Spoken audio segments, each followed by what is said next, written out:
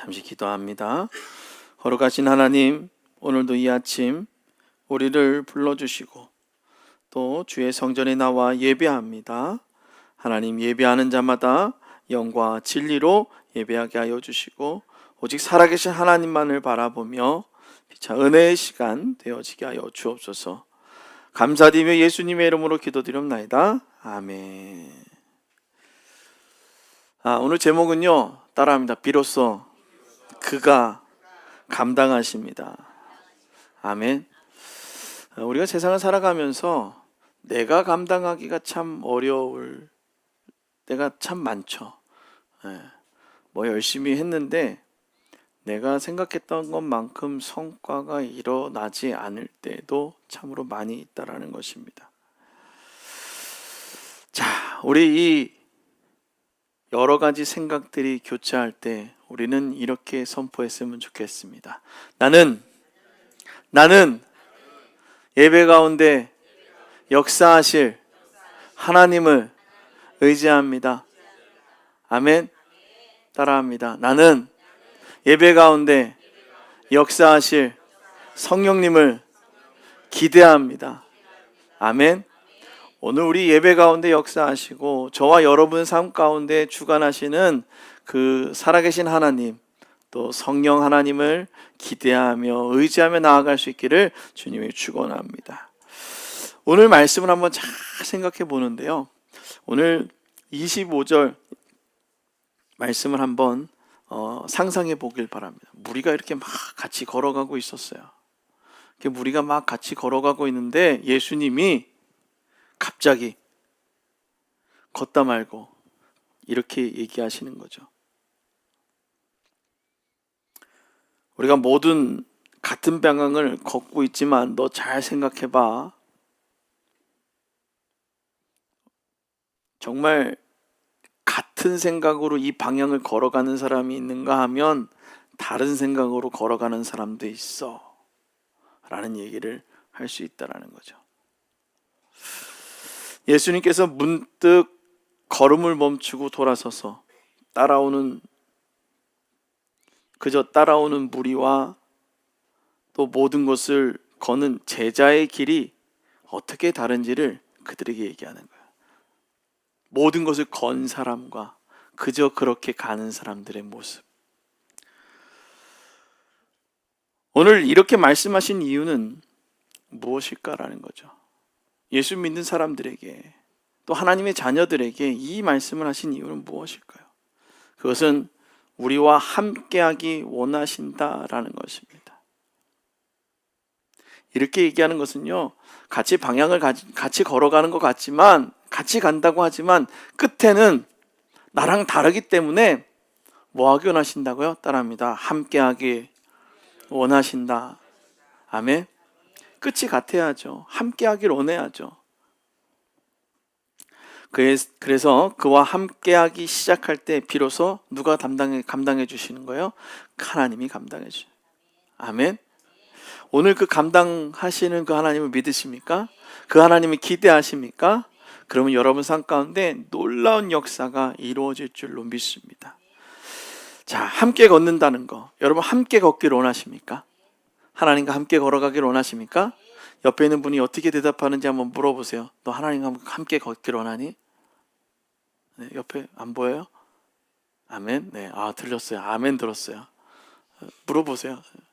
왜 혼자만 아멘하고 말아요? 네, 그래요. 정말 그래요? 하나님과 함께 동행하시기 원하십니까? 걸어가길 원하세요? 아멘. 할렐루야. 이 사실에 우리가 믿음으로 선포하며 나아갈 수 있는 강력한 믿음이 필요한 거예요. 의지가 필요한 거예요. 하나님을 향한 그 강력한 믿음이 필요한 거예요. 우리가 읽은 본문은 예수님과 수많은 무리가 함께 걷고 있었어요. 길을 걷던 예수님께서 돌아보시며 말씀하셨죠. 우리 일단 26절 말씀 읽어보겠습니다. 시작.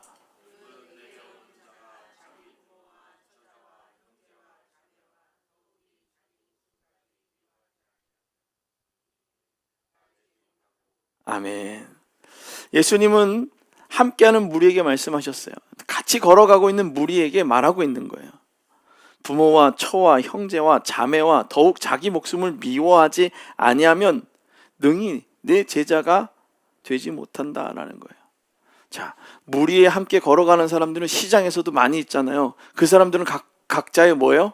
생각과 이해관계가 달라요. 그런데 어떠한 무리 안에서 똑같은 생각을 가지고 가면 끝까지 함께 가게 된다는 거죠. 시장에서 함께 있었던 사람이 우리 집에 같이 오는 거 봤어요? 아니죠. 같이 무리로 있지만 그 사람은 끝내 어디에요? 자기 집에 가요. 자기 욕심대로 가요. 그런데 우리가 이 교회에 모여서 목표가 어디예요? 하나님 나라잖아요. 구원받은 성도의 삶을 살아내는 거잖아요. 그러면 한 곳을 바라보게 되어져 있다라는 것입니다. 26절 말씀을 표준 세번역으로 다시 읽어보면 이렇게 얘기하면 누구든지 내게로 오는 사람은 자기 아버지나 어머니나 아내나 자식이나 형제나 자매뿐 아니라 심지어 누구요? 자기 목숨까지도 미워하지 않으면 내 제자가 될 수 없다라는 거예요. 제자가 중요한 거죠. 우리가 옛날 영화를 봐도 그러잖아요. 다 모든 것을 다 내려놓고 나를 제자로 받아주십시오라고 스승님 하고 가잖아요. 그런 거 많이 보지 않았습니까? 근데 여기서 미워하다라고 하는 헬라어 미세오는 이렇게 얘기합니다.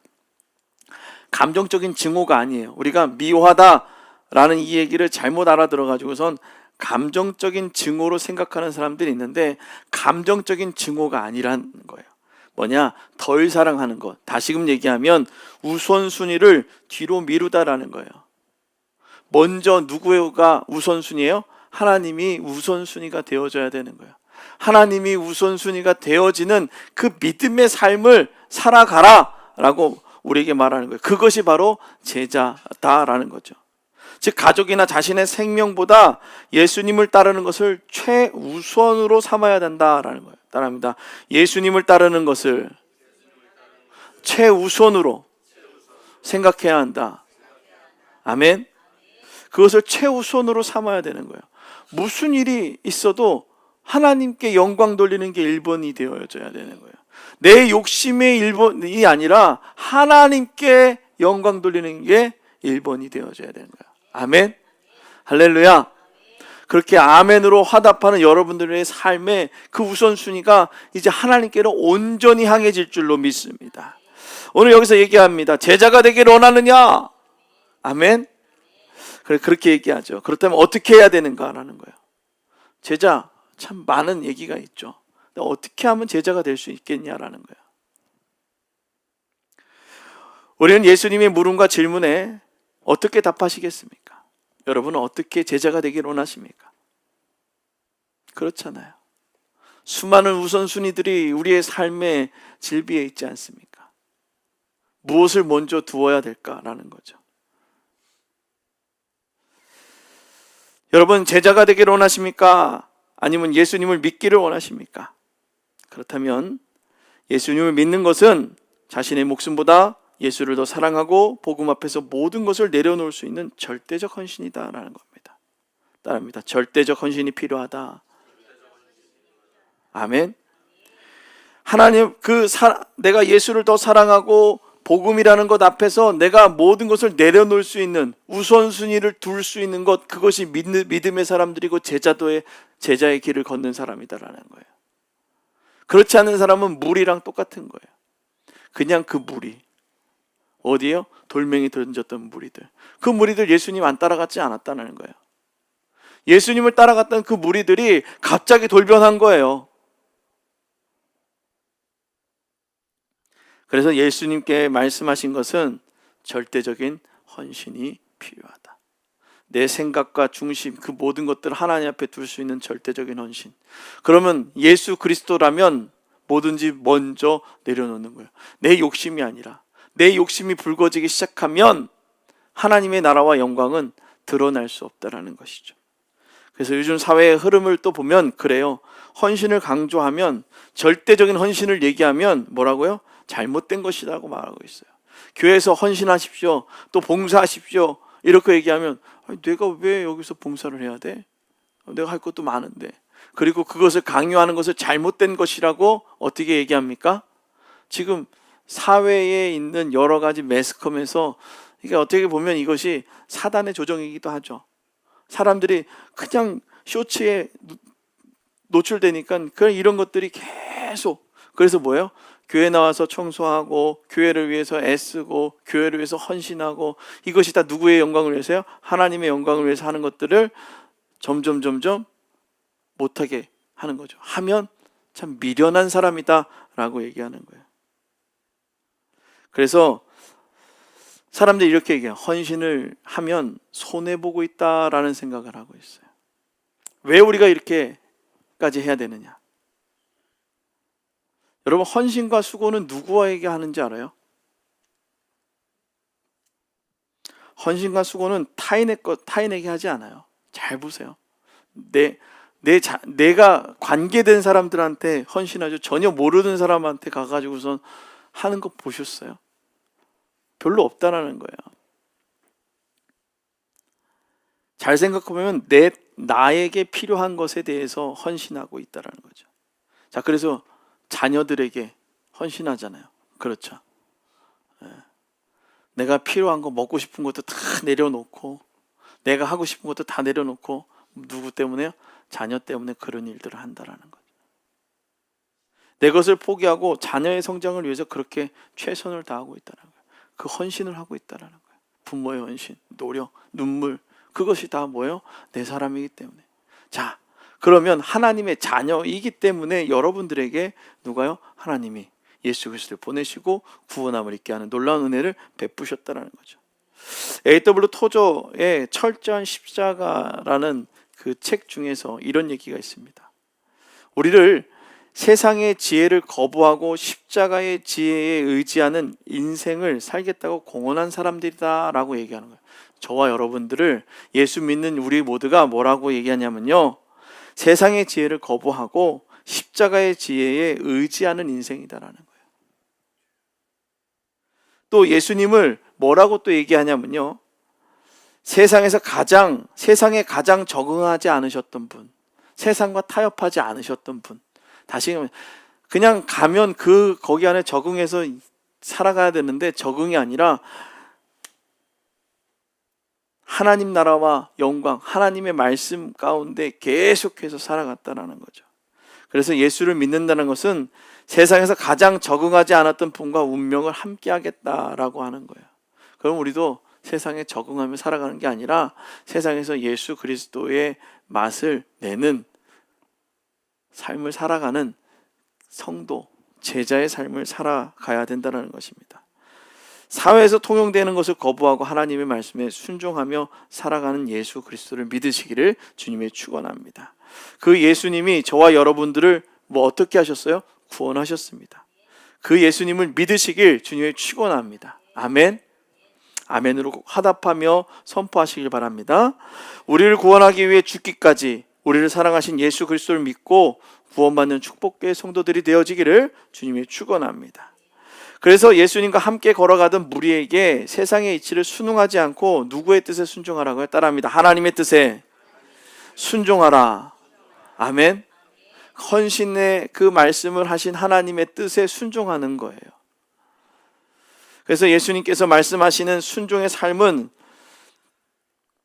삶을 사는 그리스도인 27절을 통해서 얘기하고 있습니다. 27절입니다. 시작. 자기 십자가를 지고 나를 따르지 아니하냐. 아멘. 자, 27절. 그래요. 자, 오늘 27절에 그렇게 얘기하고 있어요. 표준 세번역어는 아주 쉽게 또 얘기하면, 누구든지 자기 십자가를 지고 나를 따라오지 않으면 내 제자가 될 수 없다. 내 제자가 될 수 없다라고, 못하리라가 아니라 없다라고 완벽하게 얘기하고 있는 거예요. 예수님의 제자가 되기 위해서는 자기 십자가를 지는 거예요. 자, 그렇다면 도대체 어떤 십자가를 져야 될까라는 거죠. 로마 시대의 십자가 형벌은 극심한 수치와 고통을 당했다라는 거예요.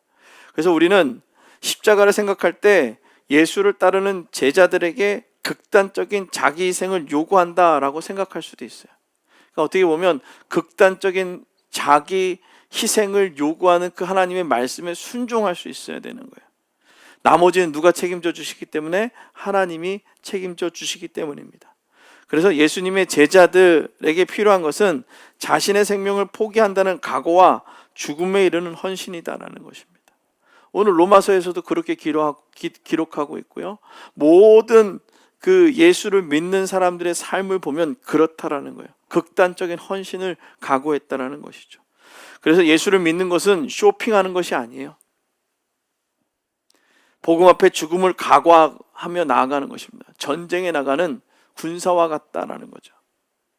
그냥 쇼핑하는 것처럼 나 돈 있으니까 이만큼 저거 아주 좋은 거 내가 원하는 거 다 사가지고서 아이템 장착해가지고 살아가는 그런 쇼핑의 모습이 아니다라는 것입니다. 즉 다시금 얘기하면 죽음을 각오하는 믿음은 평안한 상태에서 또 오지 않는다라는 거죠. 언제 이런 각오를 하게 되느냐? 모든 상황을 살펴보고 계산을 해봐도 죽을 것 같은 어려움이 있을 때, 그때 내가 포기하지 않고 죽을 각오로 살아가면 이다라는 거죠. 그래서 믿음의 사람은 이런 상황에 필사즉생의 각오로 기도를 시작해야 된다라는 거예요. 그냥 기도 요만큼 하면 되지, 이 정도 하면 되지, 이게 아니라 정말 나 예수 믿는다고요. 하나님, 나 정말 하나님 믿고 살아가길 원한다고요 라고 고백하는 거예요.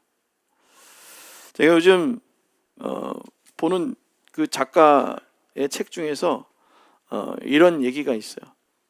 깨달음은 항상 한 대 쳐맞아야 온다. 이 말이 얼마나 이렇게 확 와닿는지. 여러분 그렇지 않아요? 깨달음은 맞기 전에는 오지 않아요. 한 대 쳐맞아야 그렇지, 내가 느렸구나, 내가 잘못했구나 라는 것을 깨닫게 되는 것입니다. 더 큰 어려움이 오기 전에 십자가의 길을 걷고 주가 주시는 복을 누리는 우리 모두가 되기를 주님의 축원합니다. 그래서 아무리 계산해봐도 계산되지 않을 때, 그때가 저와 여러분 가운데 있을 것입니다. 우리는 이것을 능력 밖의 일이다 라고 얘기를 하죠. 근데 믿음의 사람들은 나의 능력으로 산다고 말하지 않습니다. 여러분의 능력으로 여러분의 삶을 어떻게 조정할 수 있는 몇 가지라도 있습니까? 여러분 어디까지 여러분들의 능력으로 움직일 수 있겠습니까? 내가 팔 하나를 이렇게 드는 것 자체도, 내가 고개를 돌리는 것 자체도 그렇잖아요. 잘못 자가지고 여기 조금만 결려도 어떻게 이쪽으로 돌아가요? 안 돌아가요? 못 돌아가잖아요. 돌리려면 어떻게 몸으로 움직여요? 왜 불렀어? 이렇게 하잖아요. 내가 내 스스로 이것을 풀어서, 그래, 야 여기지 하고 이렇게 돌릴 수 있겠어요? 이런 능력이 있는 사람이 어디 있냐고요. 오늘 14장 28절부터 30절까지의 말씀을 한번 같이 읽도록 하겠습니다. 시작. 너희 중에 누가 망대를 세우고자 할진대 자기가 가진 것이 중고갈까지 족하는지 먼저 앉은 그 비용을 계산하지 하게 하니, 그렇게 아니하여 그 기초만 쌓고 능히 이루지 못하면 보는 자가 다 비웃으며 이르되 이 사람이 공사를 시작하고 능히 이루지 못하였다 하리라. 아멘. 자신의 것을 지키기 위해 망대를 세웠고 수많은 비용을 계산해서 망대를 세웠을 것입니다. 그런데 내가 생각했던 그 계산 그 이상의 일들이 일어나기 시작합니다. 그 망대가 기초만 쌓고 이루어지지 못하는 일들이 일어날 수도 있다는 것입니다. 저와 여러분의 믿음도 그렇습니다. 나의 계획으로 시작된 것 같이 보이지만 분명한 것은 하나님의 은혜로 시작되었습니다. 우리는 하나님의 능력을 의지해서 우리가 믿음 생활하고 살아가는 것입니다. 그렇게 의지할 때 내가 계산하는 것을 넘어서는 놀라운 기적을 맛보게 됩니다. 따라하면 내가 계산하는 것을 넘어서는 놀라운 기적을 맛보게 한다. 아멘. 내가 계산하는 그 계산의 그 수치 밖의 일들이 일어난다는 거죠. 아무리 생각해도 내 계산은 내가 생각했던 그 가능성의 범위를 넘어서서 일어나는 일들. 나의 계획만을 가지고 나의 지식과 경험, 사회에서 통용되는 가치를 기준으로 결정하며 우리는 살아간다면 기초에 머무른 신앙생활을 할 수밖에 없습니다. 우리가 사회에서 통용되어지는 그 모든 것을 가지고 믿음을 바라본다면 우리의 믿음은 그냥 기초에 머물러 있을 것입니다. 그러나 하나님의 능력을 의지하면 우리의 계산을 넘어서는 놀라운 기적을 맛보게 됩니다. 따라합니다. 하나님의 능력을 의지하면 우리의 계산을 넘어서는 놀라운 기적을 맛보게 된다. 아멘. 기적을 맛보게 되는 거예요. 어떻게요? 내 계산을 의지하는 것이 아니라 하나님의 능력을 의지할 때입니다. 사랑하는 성도 여러분, 오늘 말씀을 세 가지로 정리하려고 합니다. 첫 번째는 제자의 길은 절대적인 헌신의 길입니다. 그리고 두 번째로는 주님을 더 사랑해야 합니다. 그리고 세 번째로는 자기 십자가를 지고 가는 것입니다. 고난과 희생을 감수하면서 주님을 따르는 길, 제자의 길은 나의 계산을 넘어서는 하나님의 능력을 의지하는 길입니다. 그럴 때 비로소 주님이 감당하십니다. 내가 감당할 수 없음을 인정할 때 시작되어지는 것이죠. 사랑하는 성도 여러분, 오늘 이 자리에 우리는 무리입니까? 아니면 제자입니까? 무리는 기적을 보고 흥분하다가 사라집니다. 그러나 제자는 끝까지 주님과 함께하며 영광에 참여하게 됩니다. 나를 내려놓을 때 비로소 그가 감당하십니다. 그것은 끝까지 주를 의지할 때입니다. 이 믿음으로 우리가 무리가 아닌 제자로 서서 주님의 길을 함께 걸어가는 저와 여러분이 되어지기를 주님으로 축원합니다.